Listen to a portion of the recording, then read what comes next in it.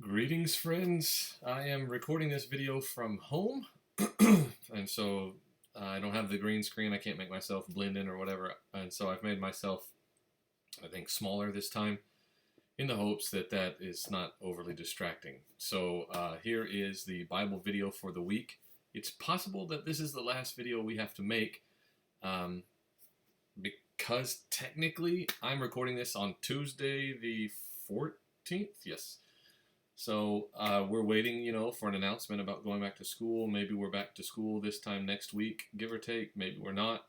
But anyway, so if I'm proceeding in the hopes that maybe we get to go back to school because it was easier that way. But if not, then we'll just keep doing it this way. And I'll actually be converting from your textbook to this.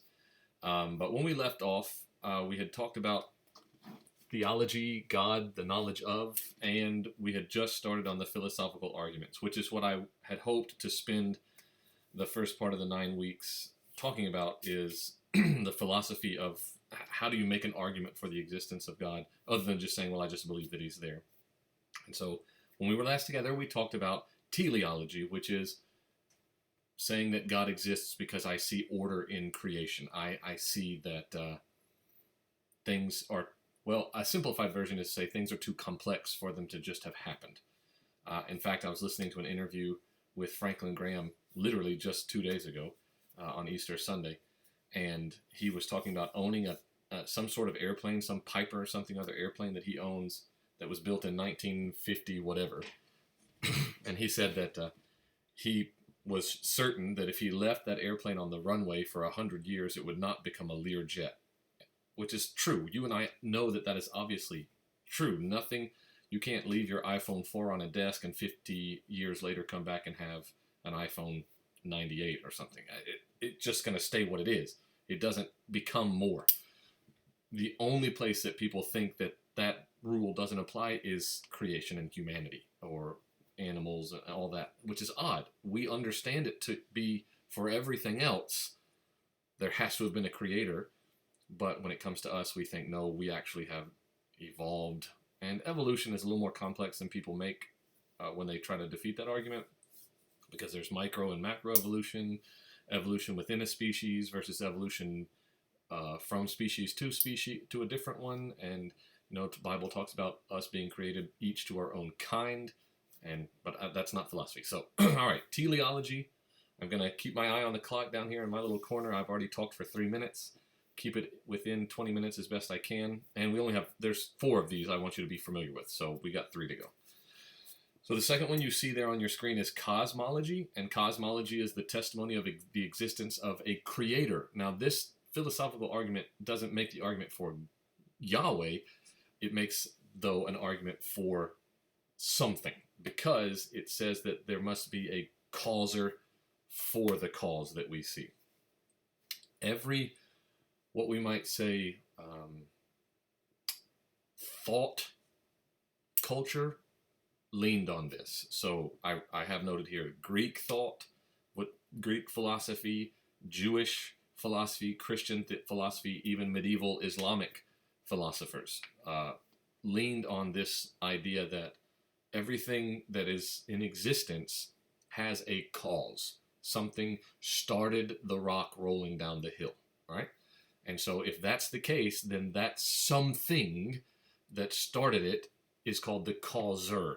And there has to be a causer for everything. This is an overly simplified version of this. Well, an overly simplified way to say this is nothing just happens, right? And nothing happens. It all has a cause. Everything is caused by something that preceded it. So the second note there, if something exists, it has to have a first cause, or what this philosophy would call a causer or creator. Nothing just is. So nothing just happens. An avalanche doesn't just happen. Gravity and pull and things don't just die. There is always a cause for death. Things don't just become. There is something that happens that causes it to become. You know this in regular life. Nothing just happens. We want to use this as an excuse sometimes. So Why did you break that? Oh, I don't know. It just happened. We say that, but that's never true. There's always a cause. And so this is a philosophical argument for there to be an ultimate causer. Now we're taking that up multiple levels because, you know, if the TV fell off the wall because you were throwing a tantrum because of what somebody said on Instagram and you threw your phone against the wall and it clipped the edge of the TV and the mount was already installed incorrectly and so the TV fell down. You know, I don't know, it just happened. That's very menial. But if you keep going up and like, how did this planet get here? And or how did this house get here? And then how did this town get here? And how did this state get here? How did this country get here? You keep going up and up and up. You always have to get to a causer, which then makes you ask a question that philosophy doesn't answer, which is that is infinitely regressive. So none of these philosophies are nails in the argument. None of these are, see, everybody ought to believe in God. Done, settled. Because faith is a requirement. So this cosmology, and then another one we're going to see, one of the oldest, or the oldest, I think. It's infinitely, so who caused God is the ultimate question. So I can infinitely regress and say, well, go back again, go back again, go back again. And so this doesn't allow for a beginning of sorts, because if everything has a cause, then who or what caused God? Now, God breaks all of those rules, but philosophy can't establish that.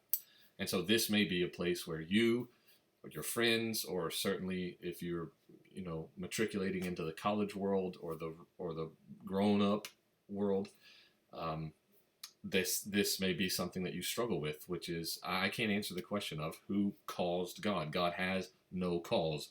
One of the most common questions a little child will ask is, who made God? Or how old is God? When was God born? Because our minds know about cause and causers, but who caused the ultimate causer?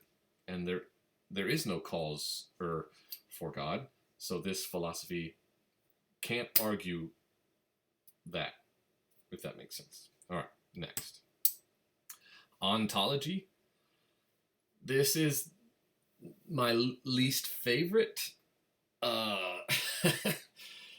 I don't like ontology because it's weird. So that's not fair to ontology, but that's why I don't like it. Okay, so ontology was formulated by a man named Anselm. Anselm was the Archbishop of Canterbury, you can see here, back in the Middle Ages. Okay, so he says that because we can think of something bigger than us, then it must exist. So this is a quote from him on that second bullet underneath ontology. God is that than which no greater can be conceived. God is the thing that we cannot conceive a greater of, because his point was, if we in this mind can conceive it, then it must exist, because this mind can conceive it. If I can conceive God exists, then God must exist, because he wouldn't be God if I could conceive him, but he didn't have the existing power to be more than what I conceived. It is the greatest thing that we can conceive, so he must exist because of my ability to conceive him.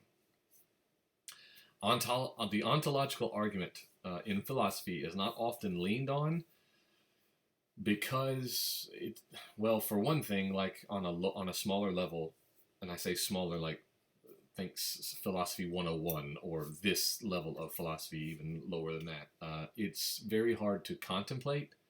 It doesn't make a lot of sense. There are way better examples, I'm sure, that I don't know to show you or to give you to explain this, but the idea is, because I can conceive of God, he must exist and be beyond even my understanding. Because if God is an ultimate good, ultimate power, ultimate entity, something lower than him can't be able to conceive of his existence and encapsulate him. So if I can think that he is everywhere all at once, then he's more than that, because I can sort of comprehend that.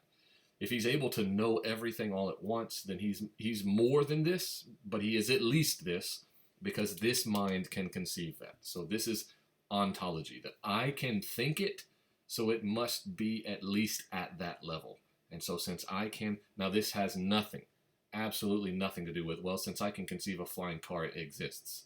This is philosophy. This is not wish fulfillment or like just imagination run rampant. Okay, this is a school of thought. This is philosophy. Is not, oh well, I can conceive that there's $1 million under my bed.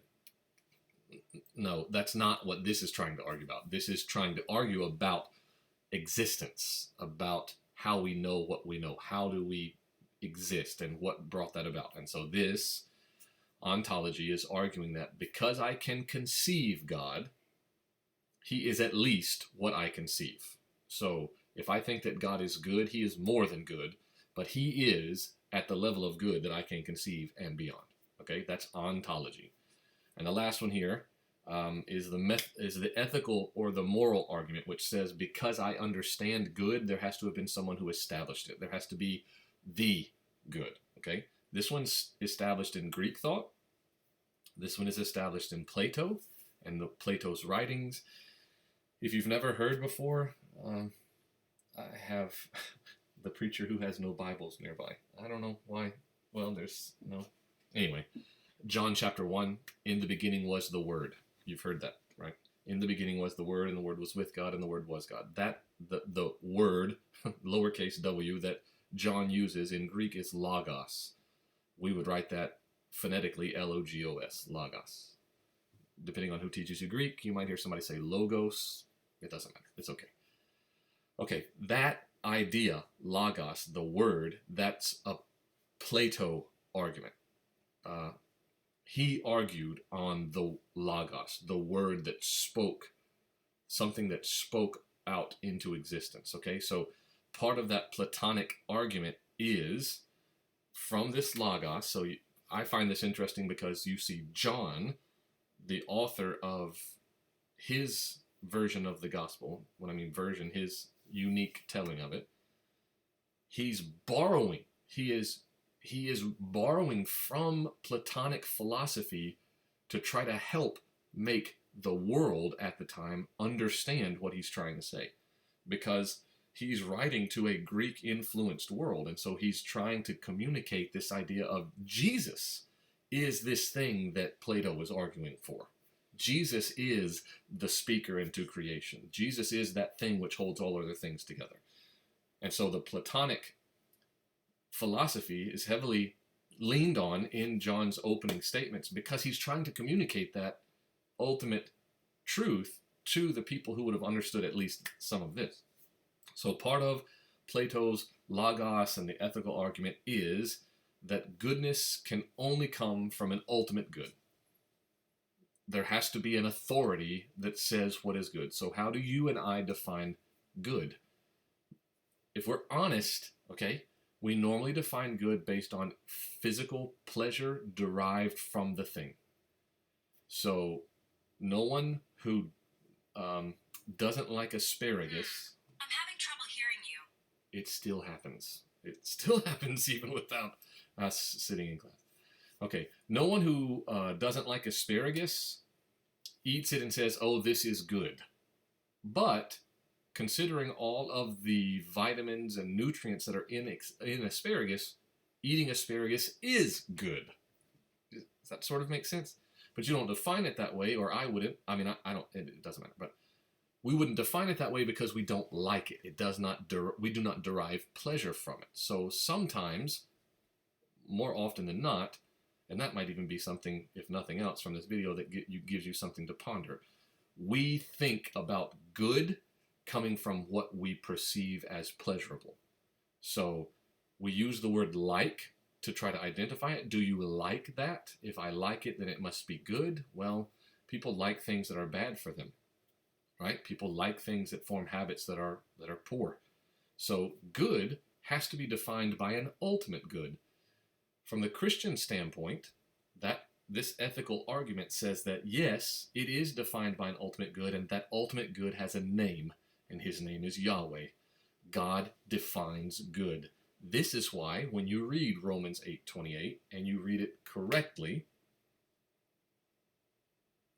well, no, that's no code words. That seem to really trip you guys up. Romans 8:28 says, all things work for good. So in other words, it's not even saying that everything is good by our definition, but that an ultimate good will be using whatever it is for good. God will take the events that are impacting us right now and already is bringing about good things. Okay? Pastors like me having to put our worship services and our sermons online. Some people were already doing that, and sermons have been on television and radio almost since those things began. But never has the gospel, or however you define that, preaching, never has that been as saturated on the internet as it is right now. I would say to you that is a quantifiable good that has come from what I would look at and say is negative. I think this lockdown, lock-in stuff, at this point, it's over. I'm sick of it. I want to be responsible, and so I'm going to do what authorities suggest be done. But I think this is bad. I don't like it. But on the flip of that, it is being used to do something that I never would have considered accomplishable in this way. So that's sort of understanding, in a way, how do you know what's right and wrong? Who defines that? Who gets to say why something is right or why something is wrong or not allowable? This is the ethical argument for a greater good, an ultimate, Plato would say, ultimate good that has to establish what all these other goods are. And as you and I watch society change, morph itself into something unique, every generation a little bit different, I find this argument to be more useful than almost any of them, because you see how ethics change. What one generation thought was good, now another generation thinks is not. That if ethics is so flexible, then it does not exist, right? It's just a concept. This is a postmodern idea, I guess, it's fair to say. So this is a postmodern concept of, well, yeah, it's just what you think. You're just a product of your knowledge. You're just a product of your information level and what you've been taught and what you think. And so ethics isn't a real thing. It's just a societal construct. And yet there are certain things that have been good, right, or true throughout all of history. Why don't those change? Where do those come from? Why doesn't a dog have the same opinion, right? In nature, is there such a thing as murder? In nature, is there such a thing as rape? Is there such a thing as love? And you have evidence that some behaviors, you would say, well, yes, look at that. Companionship, stuff like that.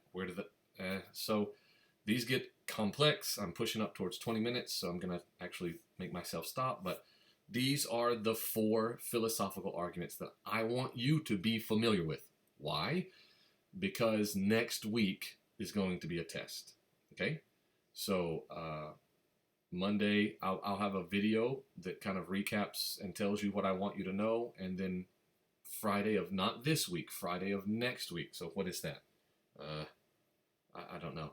It's not this Friday. Okay? Here. I'm going to open a calendar because you guys maybe will freak out and think you're supposed to get a test Friday because you are watching YouTube in multiple windows and whatever else. And it's taking this Mac forever to open. Okay, here it comes.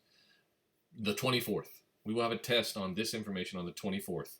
It will be essay questions because I need to see you interact with understanding the philosophy yourself.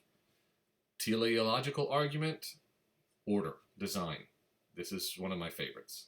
This is the oldest of all of them. Some say it's the weakest. I would say evidentiarily, is that a word? It seems the strongest to me. Cosmologically, cause there has to be someone who caused all of the causing. Ontological, That one's the trickiest one, or at least it was for me, that because I can conceive it, it must exist at that level. And then the ethical argument, which I think is probably the most useful in your generation, that some ultimate good is defining what is right and wrong. Look at how maddening the world has become when we release the chains of any concrete good.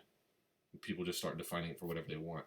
And there is a lot of illogic in the world today. So, 4 philosophical arguments. I need you to be familiar with them. Next week's video, I'll be very clear about what you need to know about this and about the text on theology.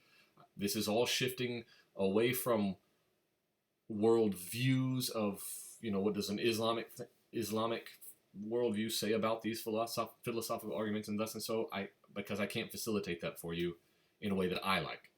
But if you've gotten this far, you've watched this, great job. I apologize to you guys for not realizing it would be so confusing, but as I finish here, let me just say, you're the only ones that have 2 classes. Okay, you have me in Econ and you have me in Bible. The self-assessment email is apparently just beyond understanding for some of us, so let me be really clear. This is what you do. You create a new message. In the subject line, you write Econ self-assessment, or in a totally different email, you write Bible self-assessment, okay, in the subject. Then in the body of that email, you say, I have completed, fill in the blank, of my econ work, and that's its own email, or I have completed, fill in the blank, of my Bible work. You get it? So you write a big long journal, and down at the very bottom, hidden in the journal is, I did 100% of my Bible work. That's not what I'm asking you for, okay? Does this make sense to you? I'm sorry if it doesn't. I'm trying to keep track of every single one of these assignments in all these different subfolders in the event that the school ever says, prove that Aspen Harris did this work. Well, I can go back, I can find her and show everything she ever sent me. And so I'm trying to keep it straight. I'm not, sorry, Aspen, you just do your journal before everybody else, so your name's stuck in my head. Separate email, subject line says self-assessment or econ self-assessment, whatever. And then only that class. You got to treat this like 2 separate classes. Never should you email me and say, I did 100% of my work for econ and Bible. That's 2 separate classes. You don't put that. I know it's weird. I understand. But from an online, having taken online classes, it ain't weird. Because you have to treat each of them as separate little individual things. They each, imagine that I'm not your econ teacher, okay? If I wasn't your econ teacher, you wouldn't tell me that you did 100% of your econ work. So you got to treat it that way. I know that makes sense, and I know you guys can do it. Maybe you're as sick of this as I am. God bless us. If you're not, you're a freak. Anyway, that's it. 23 minutes. I can't keep to a trying. I miss you. I look forward to seeing you at some point before my existence is snuffed out by this disease. But stay healthy, stay well, wash your nasty hands, and be positive at home. I'll see you next time. Bye.